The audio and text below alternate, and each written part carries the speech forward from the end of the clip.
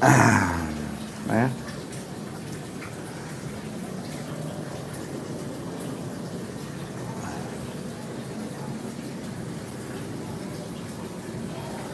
Assalamualaikum warahmatullahi wabarakatuh. Saudaraku, hari ini kita akan mengobati pasien yang terkena stroke ya. Ini pasien saya sekarang alhamdulillah udah bisa berjalan, udah mulai normal lagi segala macam. Cuman masih ada gangguan. Posisinya di sebelah kanan itu udah lama baru kambuh lagi. Ini pasien saya lama, udah berapa lama bawa ke sini waktu itu ya? Waktu sakit parah di bopong-bopong. Ya? Ya enggak, ada 1,5 tahun. Jadi pasien saya ini 1,5 tahun waktu itu sakit stroke, dan waktu itu di bopong-bopong segala macem, dan sekarang udah sembuh. Cuman sekarang ini dia hanya check up karena kaki sebelah kanannya sakit. Yang tadi yang kena stroke-nya itu sebelah kiri. Ingat, penyakit stroke itu ada beberapa faktor yang mengakibatkan orang penyakit stroke. Yang pertama, dia darah tinggi. Darah tinggi itu bisa mengakibatkan orang stroke ya enggak. Terus yang keduanya banyak faktor dari pengaruh dari kasarnya itu, dasarnya adalah kolesterol ya enggak, lemak darah. Dari posisinya lemak darah mengakibatkan kasarnya dia darah tinggi, dari darah tinggi dia mengakibatkan kasarnya posisinya itu kena stroke ya enggak. Dan mari kita mengobati penyakit yang terkena stroke.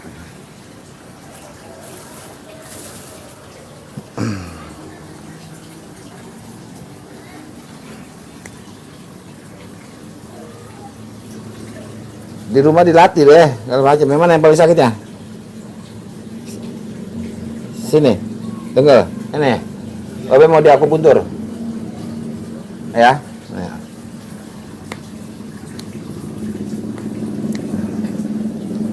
A'udzubillahi minasyaitonirrajim. Bismillahirrahmanirrahim.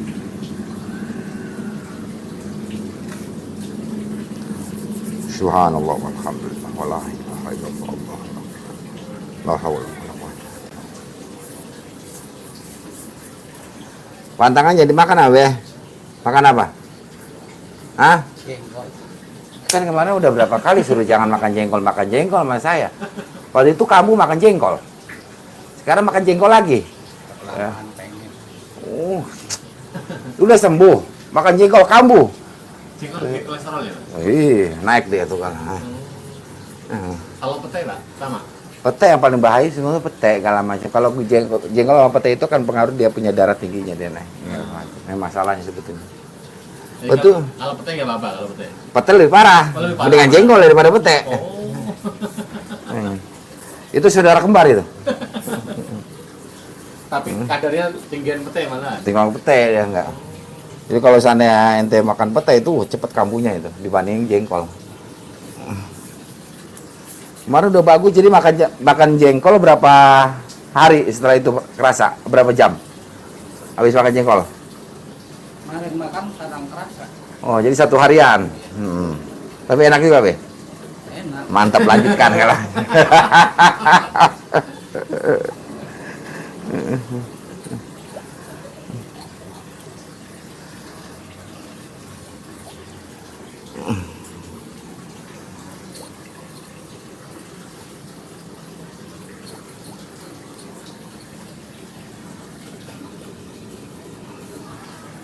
Balik, Be. Lurus sana, Be. Lurus.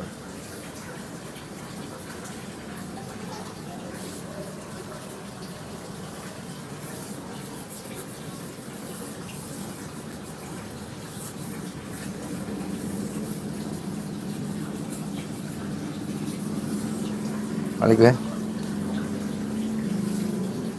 Ke sana, sana.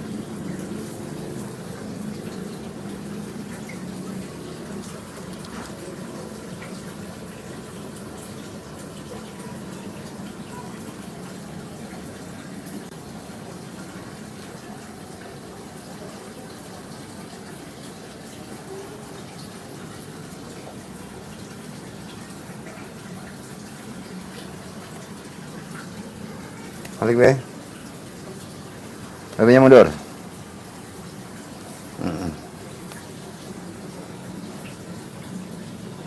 Teguk kakinya.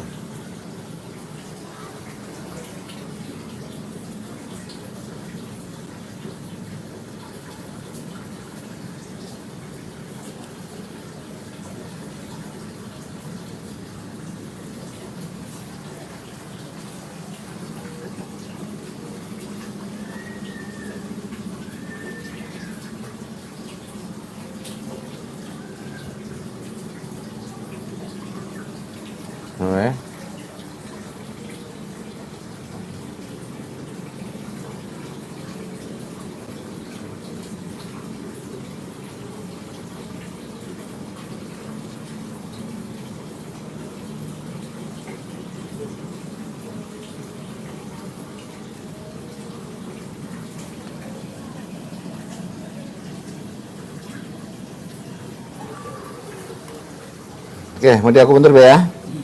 Kerasa di sini, sakit di sini. Jadi makan jengkolnya berapa kali Be? 2 hari. 2 hari berturut-turut makan jengkol. Luar biasa ini katanya.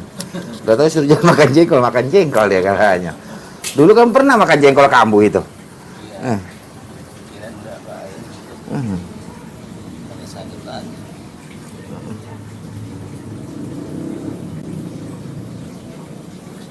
Nah, sini Be.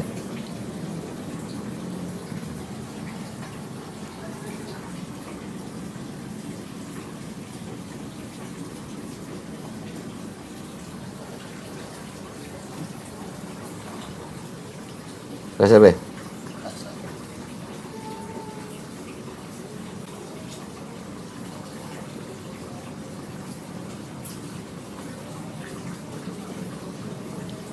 Oke, sana Be, nyender. Ah. Ini Mas. Ini Pak.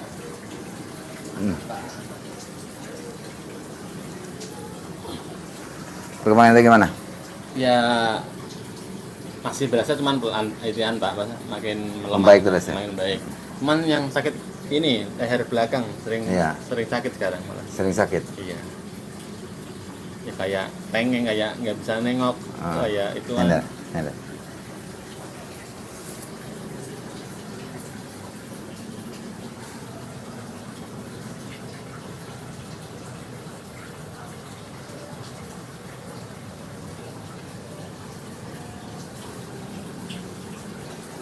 Assalamualaikum warahmatullahi wabarakatuh. Saudaraku, hari ini kita akan mengobati pasien yang terkena penyempitan pembuluh darah saraf otak di otak serabutnya ya, di motorik ya. Efek dari penyumbatan tersebut ya, orang yang terkena seperti itu akan mengakibatkan kasarnya dia merasakan sering pening, sering sakit kepala ya, segala macam.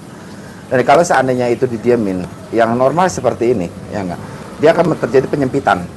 Waktu terjadi penyempitan, itu akan terjadi kanker otak segala macam kalau seandainya nggak cepat-cepat diobatin segala macam ya. Cuman insya Allah dengan pengobatan dia rutin, alhamdulillah akan ada perubahan semua. Makanya kita tanya isi pasien, perkembangan nanti gimana waktu pas berobat? lebih baik Pak, lebih ini ya, menurun rasanya. Ya. Menurun segala macam ya. Pantangan jangan dimakan, ya nggak? Mari kita mengobati pasien yang kena penyempitan pembuluh darah saraf otak ya.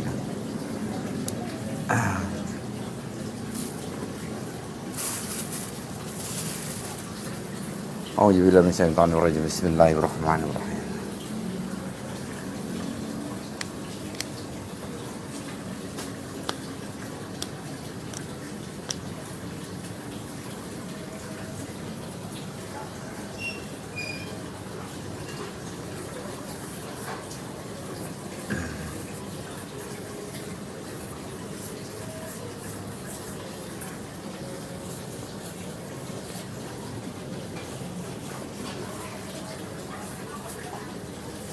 Itu sama kayak ente udah alhamdulillah.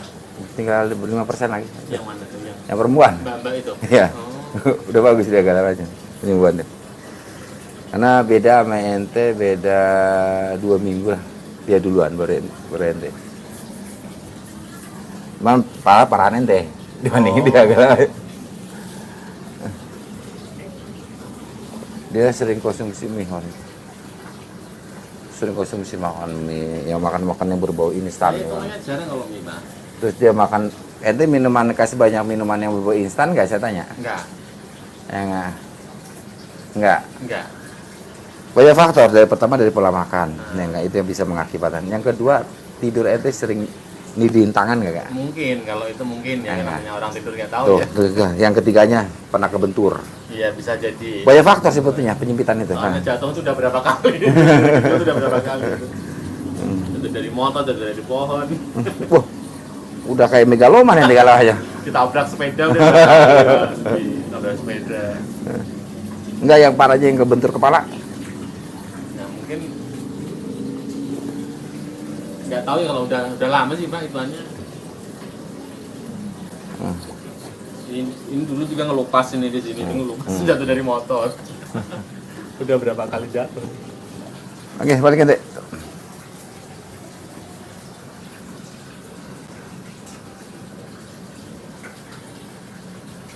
Alhamdulillah udah mulai pecah sekarang. Nah, sekarang lari dari sini. Cuman kalau leher itu efek dari itu juga? Iya. Oh. Jadi dia itu ini kalau ini kan efeknya doang, Iya, bukan paling utama. Yang paling utama di depan.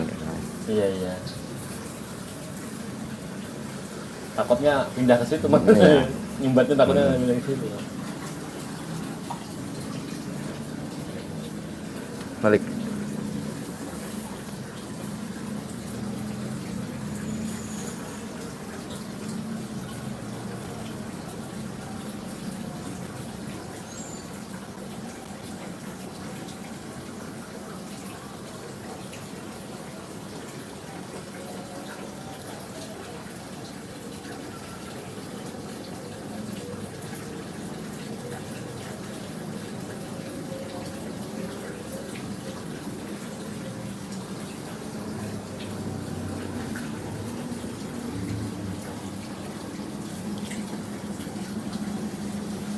Balik.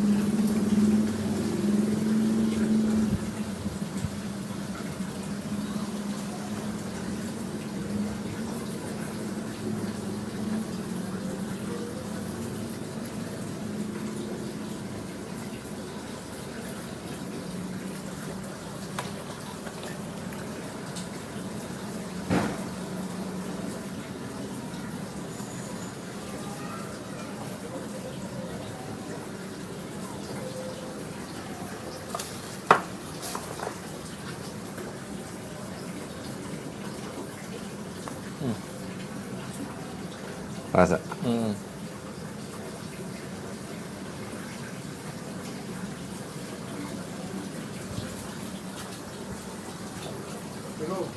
Waalaikumsalam warahmatullahi wabarakatuh.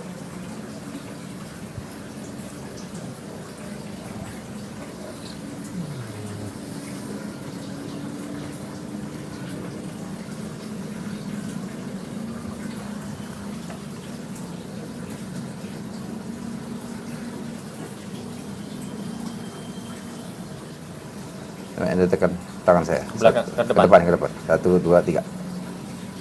Tekan tangan saya.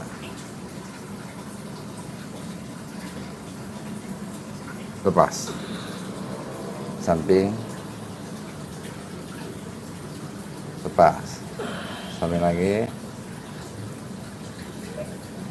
Lepas. Di belakang.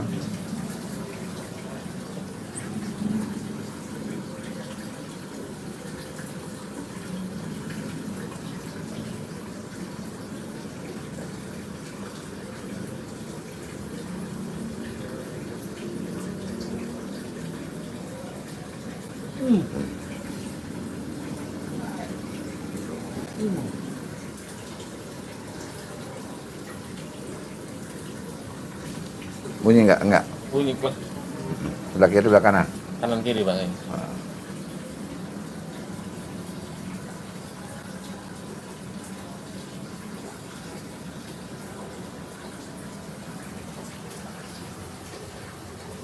Masih ditusuk, Pak. Ayo, coba rasakan nanti. Mendingan. Nih. Tapi udah nggak disetrum. Oh, gitu. Iya. Udah kebuka misalnya. Oh. Yang penting pola makan ente ya, dijaga Pak. nih. Ini udah bagus nih. Alhamdulillah sih masih dijaga, Pak, itu aja. Ya emang kadang-kadang mulutnya pengen temen masih daripada sakit. Nah, iya.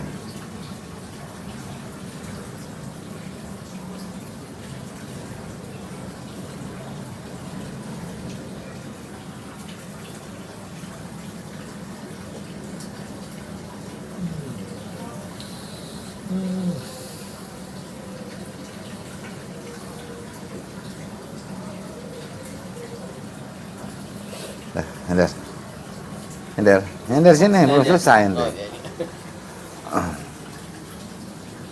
Ada bunyi bertak-tak di kuping. Iya. Ya. Coba Ender rasakan. Mending nih, Pak. Nggak sesakit kayak itu tadi pagi. Nah.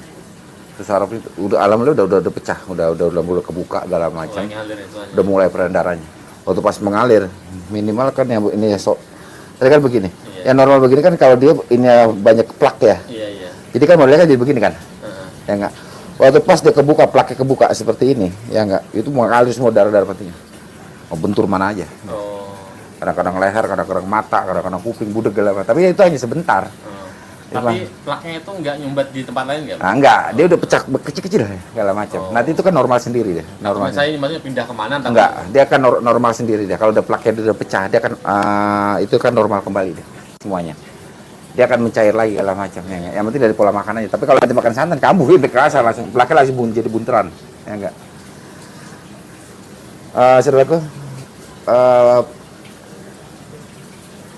orang yang terkena kasarnya itu urat penyempitan saraf di otak besar ya, yang di serabutnya. Kalau itu didiamin dan itu efek yang paling terjadi, yang paling terbesar adalah dia akan terkena kanker otak. Ya, dinamakan kanker otak waktu pas posisinya penyumbatan kasarnya itu yang perdana darah yang tadinya seharusnya normal seperti ini, dia akan terjadi penyempitan. Ya enggak, waktu pas terjadi penutupan karena flak tersebut ya enggak akan mengakibatkan dia terjadi kanker otak. Dan itu rasa sakitnya luar biasa sekali. Dan waktu pas didiemin, dia akan berapa senti dia terkena kasarnya itu flak tersebut. Dokter akan memvonis yang tersebut penyakit tersebut jadi penyakit, orang tersebut jadi penyakit kasarnya itu kanker otak. Sebetulnya intinya peredaran darah yang normal, waktu peredaran darah normal, maka semuanya akan normal. Ya enggak. Oke, sekarang saya rasa lebih nyaman. Iya. Oke, udah diam aja dulu dah. Enggak.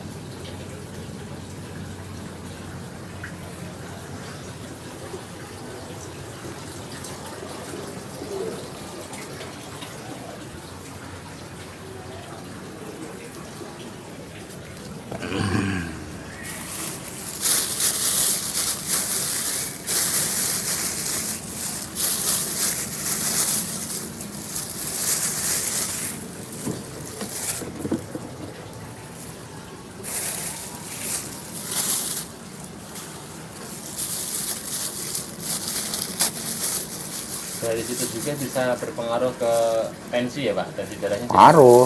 Kan kasarnya Enggak. makin berat ya. Iya, enggak stabil tuh. Kadang-kadang kalau mau naik dia naik, kalau mau turun dia. Jadi enggak stabil deh. Karena larinya kan ke otak besar segala macam. Larinya sebetulnya yang terkenal otak serabut ente. Nah itu ya akan merembet kasarnya ke semuanya. Urat saraf kecil, saraf besar yang terkena serabut sebetulnya. Oke.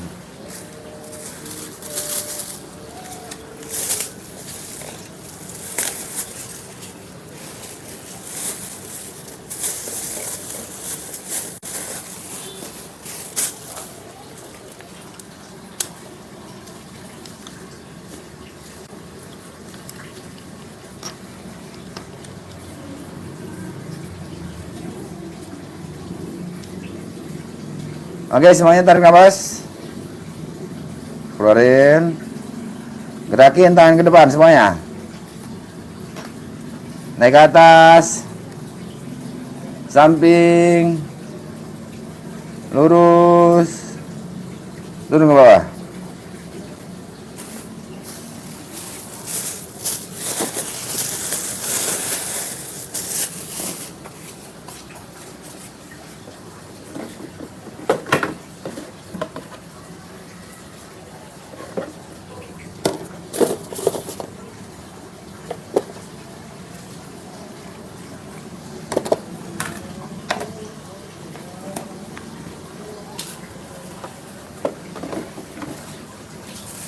Oke, saudaraku. Hari ini kita pengobatan sudah selesai, ya kan? Maka sekarang tugas terakhir itu pengambilan kasarnya itu jarum akupuntur ya. Ingat saudaraku, tidak semua penyakit itu harus ditusuk jarum, tidak. Jadi penyakit yang ditusuk jarum itu kalau dia berani itu dia akan tusuk jarum. Tapi kalau enggak, kita memakai cara media yang lain semuanya. Coba yang gerakin, lebih enak deh. Iya, Pak. Ayo. Ya. Aja.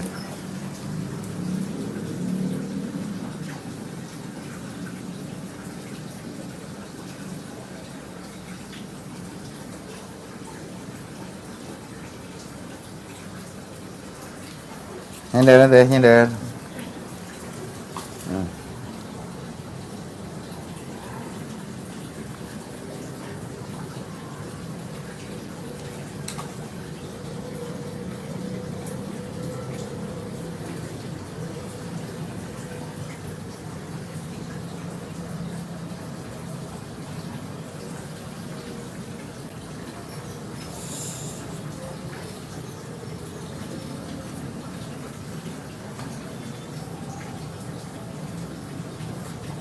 Kenapa di sini nggak diakupuntur, biasa diakupuntur? Gimana, Pak? Di sini kenapa nggak disetrum? Nggak tahu. Ya, karena kan ininya itu kan udah bagus deh. Oh. Dia nahan, akupuntur untuk nahan. Jangan waktu pas setrum itu udah pecalai kemana-mana. Ini udah bagus. Yang penting pantang aja dimakan. Dah, dari sana. Ini Beh, mau dicabut nggak? Jarumnya mau dicabut? Cabut. Cabut.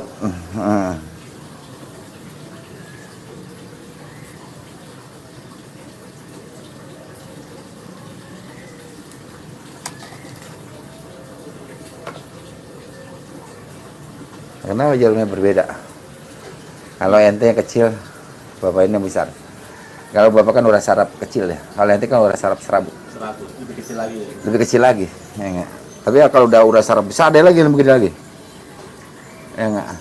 Kalau besar itu kan nggak takut bolong, maksudnya jadi keluar darah gitu, Pak? Enggak. Seorang yang kasar nanti kalau dia tahu uras saraf, dia tidak akan kayak begini. Dia ambil berdarah gak? Enggak. Kalau kena uras sarafnya. Ya enggak? Kena titik-titik akupunturnya.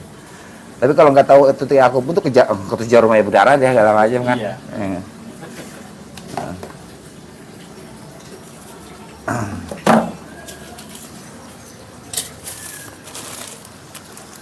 Ya karena semua kan diberikan yang faknya masing-masing ya. Saya jadi ente saya nggak bisa.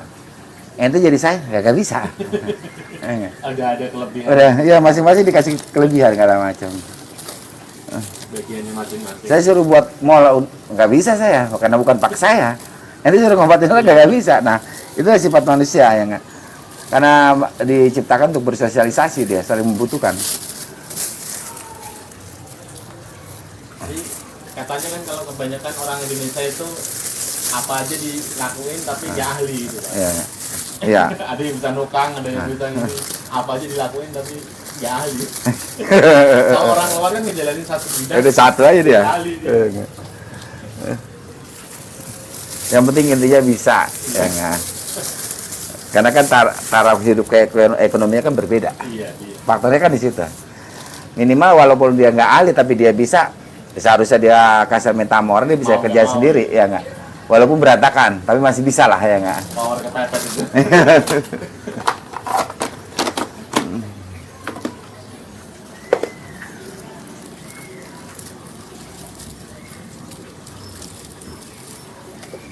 Nanti hari Sabtu kesini lagi mau ditutup saraf.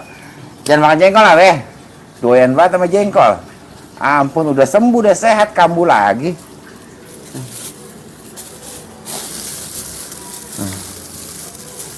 Oke, Beh. Ya. Ya.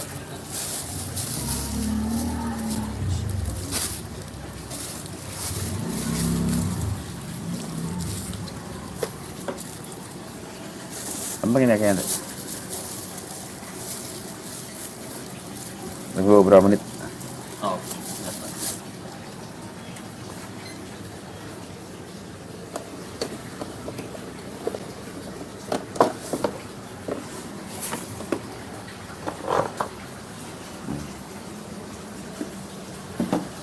Ya, Mas. Ini nanti.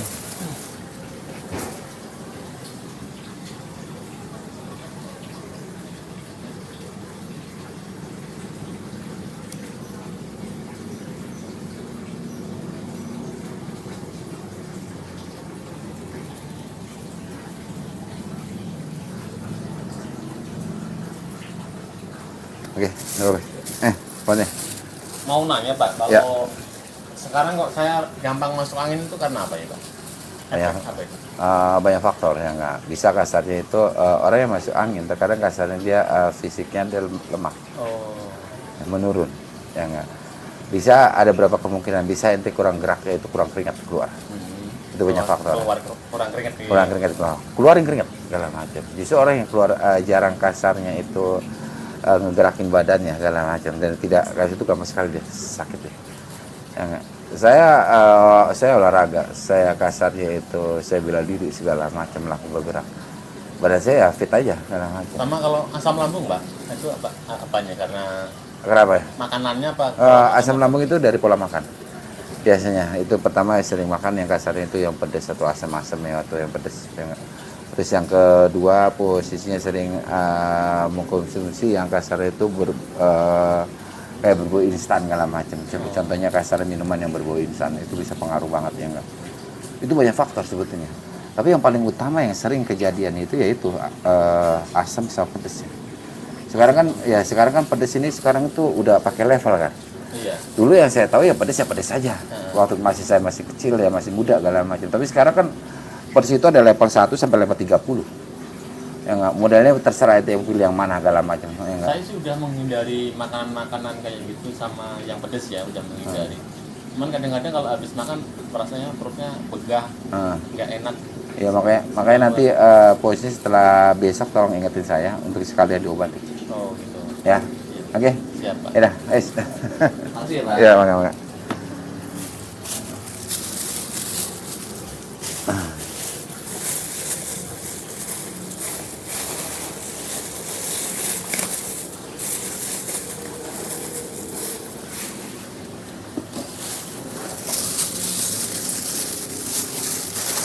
Sampai dulu Pak. Enggak. Assalamualaikum. Waalaikumsalam warahmatullahi wabarakatuh. Saudaraku, pengobatan gelombang kedua sudah selesai dan saya hanya mohon maaf kalau ada kata-kata saya salah. Saya hanya mengingatkan kepada semua yang menonton di sini ya kan. Harta yang tidak ternilai harganya adalah sehat. Kita punya harta materi, kita punya jabatan, kita tidak akan bisa menikmatinya kalau kita sakit. Maka salah satu yang paling utama adalah jaga kesehatan kita, jaga pola makan kita, jaga kasarnya pola hidup kita. Waktu kita bisa menjaga pola makan kita dan pola hidup kita, insya Allah mudah-mudahan badan kita akan dilindungi oleh Allah dengan kesehatan dan fisik yang sehat. Saya kira cukup. Seandainya ada kata-kata saya salah, secara nyata atau tidak, saya mohon maaf.